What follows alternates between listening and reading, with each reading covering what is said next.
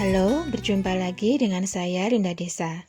Kali ini saya menyajikan perbandingan kebahasaan cerpen dan hikayat. Cerpen dan hikayat adalah karya sastra yang memiliki karakteristik yang berbeda. Perbedaan tersebut juga tampak dari unsur kebahasaannya.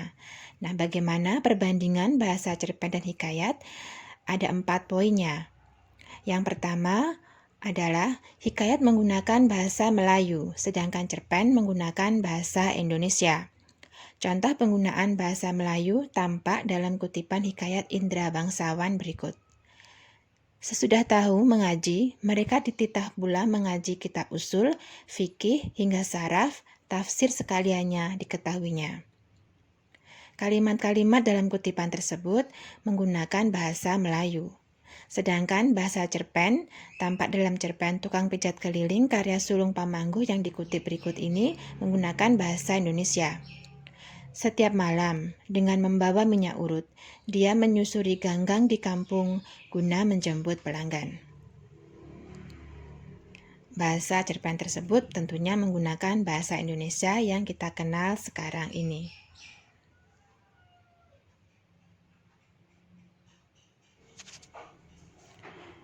Perbedaan bahasa cerpen dan hikayat yang kedua tampak dalam perbandingan berikut.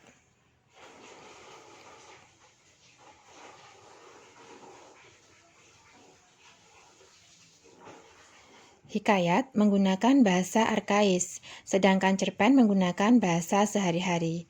Bahasa arkais adalah bahasa kuno yang sudah jarang digunakan atau bahkan sudah punah. Contoh kutipan dalam hikayat Bayan Budiman. Maka Anakanda Baginda yang 2 orang itu pun sampailah usia 7 tahun dan dititahkan pergi mengaji kepada Mu'alim Sufyan. Kata Anakanda, kata Baginda merupakan bahasa arkais yang zaman sekarang sudah sangat jarang digunakan dalam penulisan maupun dalam bahasa lisan. Sedangkan bahasa yang digunakan dalam cerpen menggunakan bahasa sehari-hari. Contohnya, siang hari, Darko selalu duduk berlama-lama di celah gundukan tanah yang berjajar, seperti sedang merasakan udara yang semilir di bawah pohon-pohon tua. Kalimat-kalimat dalam kutipan Tukang Cerpen Pijat Keliling tersebut menggunakan bahasa Indonesia sehari-hari.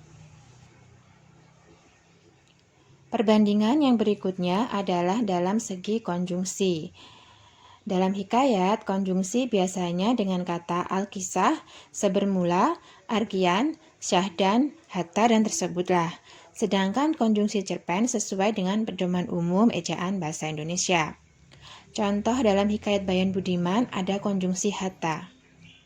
Hatta beberapa lama ditinggal suaminya, ada anak raja ajam berkuda lalu melihatnya rupa Bibi Zainab yang terlalu elok. Konjungsi atau kata hubung antar kalimat di sini adalah hatta. Sedangkan dalam cerpen, konjungsi yang digunakan adalah konjungsi yang sesuai dengan ejaan bahasa Indonesia. Contoh, kemudian kami ketahui bila malam hampir tandas, Darko kembali ke tempat pemakaman di kampung. Terdapat konjungsi antar kalimat kemudian.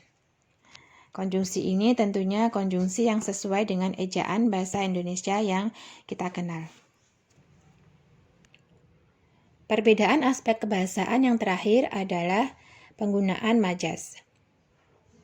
Gaya bahasa hikayat banyak menggunakan majas, sedangkan gaya bahasa cerpen terkadang menggunakan majas. Dengan kata lain, bahasa hikayat menggunakan banyak perumpamaan, sedangkan bahasa cerpen lebih lugas. Contoh penggunaan majas adalah tampak dalam hikayat Si Miskin. Petikannya, si miskin laki bini dengan rupa kainnya seperti di mamah anjing itu berjalan mencari rezeki, berkeliling di negara entah berantah di bawah pemerintahan Maharaja Indradewa. Kata si miskin yang muncul dalam keseluruhan teks hikayat Si Miskin sebenarnya merupakan contoh majas antonomasia, yaitu majas yang menyebutkan suatu benda atau orang sesuai dengan ciri-cirinya. Demikianlah perbandingan antara bahasa cerpen dan bahasa hikayat. Apabila kita ingin mengembangkan hikayat ke dalam bentuk cerpen, tentu kita harus memperhatikan perbedaan bahasa tersebut. Selain itu, ketika kita ingin mengembangkan hikayat ke dalam bentuk cerpen, kita harus memperhatikan langkah-langkah sebagai berikut. Yang pertama, analisis gagasan-gagasan pokok dalam teks hikayat. Kemudian, gagasan pokok tersebut dibuat menjadi sebuah sinopsis utuh. Kemudian, analisislah nilai-nilai yang terdapat dalam hikayat. Tentukanlah tema dari sinopsis yang telah dibuat.